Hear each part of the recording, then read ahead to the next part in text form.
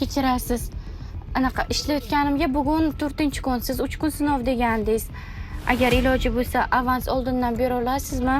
Uyimizda yeyishga hech narsa qolmagan. Farzandlarimga ham kasha olishim kerak. Ishingiz tugaversin-chi, gaplashamiz. Xo'p, rahmat. To'xtang, qayerga ketyapsiz? Ana polkalarni ham taxlang, chala ishlamang. Kimdir pulini tushib qoldiribdi-ku.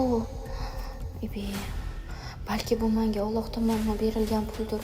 Hech narsa ham yo'q hozir uyda yeyishga. Bu pulni olsam gunoh bo'lmasa kerak. Kirasiz boshliq. Shirinliklarni oldin taxlayotgandim, pul topib oldim. Kimnikidir tushib qolganmi deyman, kameralarni ko'rasizmi?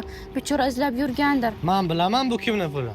Bu sizning pulingiz. Yo'q, bu meni pulim emas. Buni men yerdan topib oldim, meniki emas bu. To'g'ri tushunasiz. Men har safar ishchilarimni sinayman. Pul tashiyman. Har safar bu pullar qaytib kelmasdi. Lekin shu safar qaytib keldi. Har bitta odamning rizqi bu. Uni halollab, yo'g'irlab olish mumkin.